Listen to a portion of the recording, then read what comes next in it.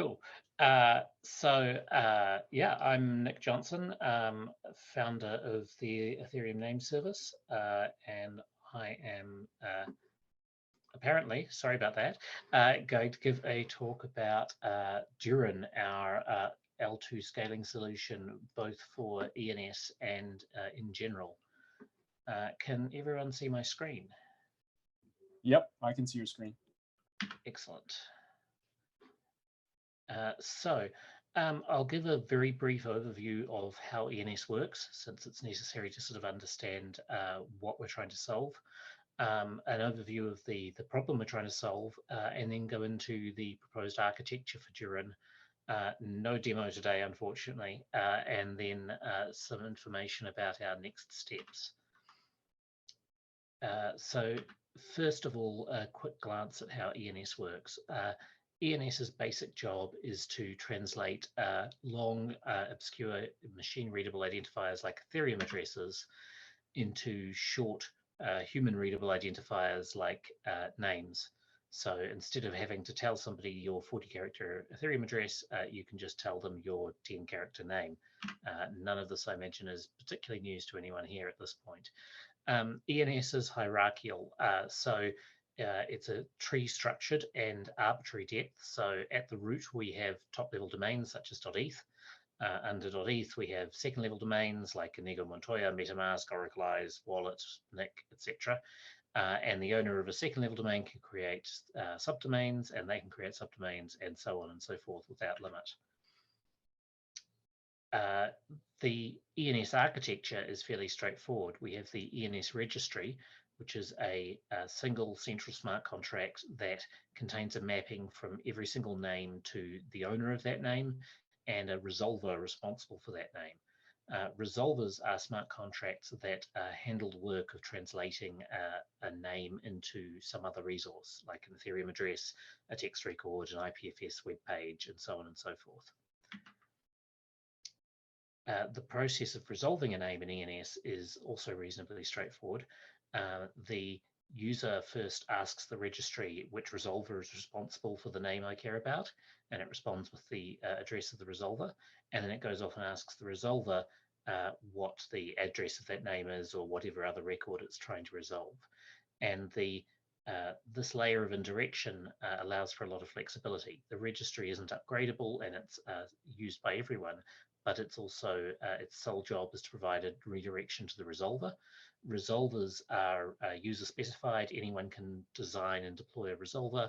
If you want to define a new record type, or if you want to define a new way of updating records or a way of returning them and calculating them, you can do all of that with a custom resolver without needing any centralized permission to update ENS. So most of the innovation in ENS goes on in resolvers, or it goes on in contracts that are responsible for issuing new domains, which we call registrars. So all of this ENS so far is reasonably straightforward, but it has the problem that all the ENS data, both resolver data and the registry, resolver addresses and owners, has to be stored on Ethereum L1. And that means significant expenses in terms of updating records, because everything requires an Ethereum transaction. So we want a way to move all of this to an L2. And an easy sort of cop-out solution would be we pick an L2 like Polygon or Optimism or something, we move the entire registry to it, and we say, presto, we've solved scaling, just go use Polygon or use Optimism or whatever we've picked instead. The problem with that is that we think it's much too early to pick one particular L2 as a winner.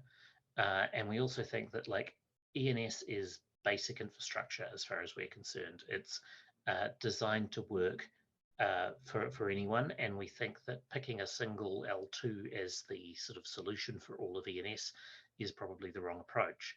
So what we really want is a way to store and query ENS data on an L2 such that anybody can take their part of the ENS tree. Like if I own Nick.eth, I can delegate everything under Nick.eth to the L2 of my choice. And so we have a few sort of hard requirements for that. Clients like ethers.js, Web3, your wallet, can't have to understand every single L2. It's a non-starter if we're going to require every wallet to integrate every single L2 in order to resolve names, or if we're going to have a situation where certain names aren't resolvable to certain people because their wallet doesn't support it. So we have to have some way to resolve the name without the client knowing specifically what L2 it's on. We don't want to necessarily introduce any trust assumptions. So where we have an L2 that is trustless in the sense that it is rooted on Ethereum and uses Ethereum for its security, the ENS L2 solution shouldn't introduce any additional trust assumptions like, say, a consortium of signers or something like that. We don't want to have any commits to L1 when updating records, because of course that's part of the whole point, is to avoid that. And we can't have any queries on either L1 or L2 any transactions on L1 or L2 in order to do queries. It needs to be all purely costless read-only fetches. And finally, we don't really want to have any hard requirements on the L2's capabilities, like enforcing that it must be an EVM-based L2 or anything like that. We want to be as general as possible. And this seems like kind of a tall order, but starting with a sketch that Vitalik outlined about 6 months ago and moving on from there, we have an architecture that we think does this very well. Before describing exactly how it works, it kind of helps to look at how existing L2 integrations work. So how is communication handled between, say, Ethereum and Optimism or any other L2? Mostly they're structured around a different interaction model than what we want, because they've mostly been built with things like moving assets in mind rather than just communicating data. So at the highest level, most of the existing integrations you see, either with L2s or with sidechains or anything like that, are some form of token bridge. You go to an interface, you say, I want to transfer some tokens from Ethereum to Polygon or whatever, or to Optimism, and it does some series of things under the hood to achieve that. And this doesn't really match what we want to do with resolution at all. So we sort of look at the next layer down. What are token bridges built on? How do they function? And typically they function by message passing.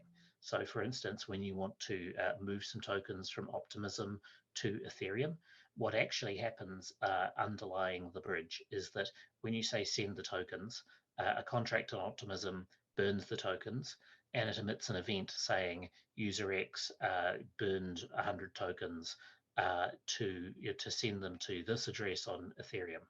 And then some process out of band grabs that event and it submits it to the Ethereum chain, along with a proof of what happened, along with a proof of that event, the fact that it was included in the Optimism chain. And then a contract on Ethereum verifies that proof.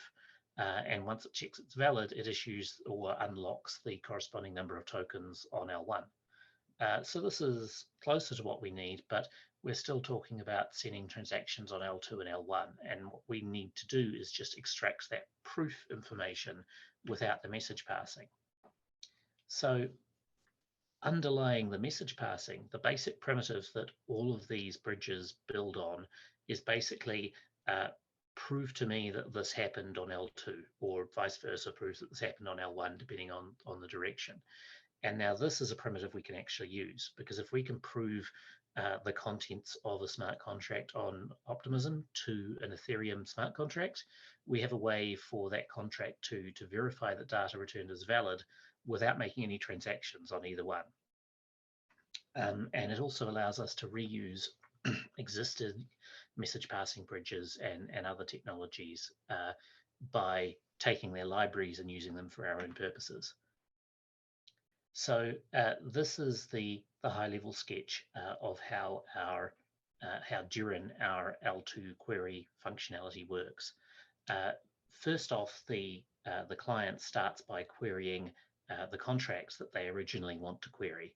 And normally that would just return the data directly, but in this case, it's going to revert with an error that includes a gateway URL, which we'll describe in a second, and a prefix. And so rather than getting a return value, they get what effectively is a revert message. And thanks to Solidity's recent upgrades, this is a machine-readable thing rather than a human-readable string. their client then gets this revert message, which it was expecting it might, and it extracts the gateway URL, and it goes off and it queries the gateway URL using JSON RPC over HTTPS or a WebSocket or whatever suits. And the gateway here is a process that was set up in conjunction with the contract, and its job is to query whatever the L2 in question is. So this could be optimism, it could be actually something that isn't even an L2, like a Merkle tree, for instance. In any case, what it then gets queried by the client with the exact same query that it originally sent to the contract, and it decodes this call and interprets it according to its own logic. So, for instance, if it's a gateway to optimism, it goes off and it queries optimism, and it gets the data back, and it also generates a proof. So, in the case of optimism, for instance, it gets the data, and it also gets a Merkle proof that this data was part of the state of optimism at block X. And so then it returns to the client the data and proof. And this is entirely opaque to the client. They don't have to know what the proof looks like. They don't even have to know how it's structured. All they know is this was returned by the gateway, and I should pass it back to the original contract that started this whole process. And before doing that, though, they check that the return data starts with the prefix that the contract said it would. And this is for basically, it prevents gateways from giving honest answers to the wrong questions. If they could return anything they like, they could return a response that is valid, but is actually an answer to a different question than the one you asked. So you could ask, what does Nick.eth resolve to? And it could return with a response that resolves foobar.eth. And the contract would, not knowing any better, say, yes, this is valid. But this prefix allows us to ensure that it can only answer the question you asked. And so finally, the client has this data returned by the gateway, and it passes it back to the original contract that started the whole thing. And that contract implements a verification function of some kind. So again, in the case of optimism, what it does is it unpacks these Merkle proofs. It goes off and it calls the optimism contracts on L1 and checks the recent state roots for that, and checks that the proof is rooted at one of those state roots. And if everything verifies correctly, it returns the result to the original client. And so this little three-step process is actually extremely generic. Like, it's useful for ENS, but it's also useful for anyone who wants to be able to do queries to L2s or to external systems as part of a smart contracts call, either just for a call or for a transaction, and fetch additional data in order to validate or produce that call. So examples of other places you might use this include things like token airdrops, where you want to go off and consult a Merkle tree and generate a Merkle proof for your individual part of the airdrop, or token bridges to L2s. So for instance, in principle, with this, you could make a call to unlock a token from an L2 just using a single transaction on your Ethereum L1 contract, with no need to connect to an alternate network and so forth.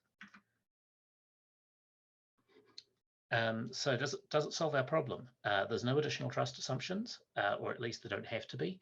So if you have an L2 that can verify itself using smart contracts on Ethereum, you can also use that same infrastructure to verify the messages returned from the gateway in your smart contract. But also, if you want to build something simpler, you don't want to deploy a whole L2, you can introduce trust assumptions. That's entirely up to the client. So for instance, suppose you just want to be able to update your own name without lots of extra overhead. You could deploy a custom resolver that uses Durin and just signs any messages with its private key. And then your resolver, your custom contract there, would just check that the message was correctly signed before telling the client that, yes, this is the correct resolution. This system doesn't require any commits to L1 on update, because commits go to the L2, which then updates the state root on Ethereum as part of its normal process. There's no transactions for queries. Clients don't have to know how to query every L2. All they need to know is the protocol for interacting with the gateway, and the gateway has the same protocol regardless of which L2 it's speaking to. And there are no hard requirements on the L2's capabilities. So if you're interacting with something like optimism, you're resolver on Optimism for ENS, for instance, could be very sophisticated and it could have all manner of application logic. But you could also store your resolver data on a simple sort of dumb data storage chain. As long as you have some way to prove its state back to Ethereum L1, then that's all you really need. And as I've already alluded to, this works for more than just ENS. You can use it with any external data system.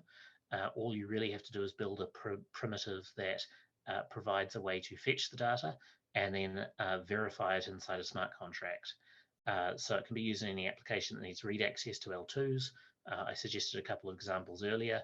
Another example is that with this, you could have an ERC20 token that reports balances that match whatever they currently are on another system. And you'd be able to fetch that data transparently. It can be used to even build custom L2 to L1 bridges. So there's the possibility here that as long as your Web3 library, such as Ethers, supports Durin, you can transparently query and fetch data from other systems and include them in Ethereum transactions without your wallet or anything having to be aware of which L2 it is. And yes, so that can be abstracted away by Web3 libraries so that the coder doesn't even have to be aware whether the contract they're interacting with employs this pattern. So our next steps. First, we have to standardize the query protocol I described, and we've just started on work for that with EEP 3668, which is a system for, which specifies the basic query protocol and how that functions. Second, we need to specify how ENS uses Durin, and that includes some other changes that I haven't really described here, like wildcard resolution, so that you can delegate not just one specific name to ENS, but actually the entire subtree. So you can delegate nick.eth, and every subdomain will also be looked up on that system. We need to start building libraries and tools for implementers to use. So we don't want everyone to have to write a gateway from scratch. We're building a gateway construction framework, so to speak, and updating the ENS libraries to use it and rolling that out to as many wallets as possible. So if you're interested, you can join us. We have a Twitter. We do a lot of discussion, or intend to do a lot of discussion over the solution at discuss.ens.domains, and on our Discord, which you can find a link to at ens.domains. There's the two EEPs that I alluded to in the previous page, 3668 and 3672, which we would very much value your feedback on. And also, if you're interested in Durin for your own applications that are non-ENS related, we would love to hear from you as to whether it solves your requirements and whether there's any changes we should make in order to better support it. So that's all I have for you today. Does anyone have any questions?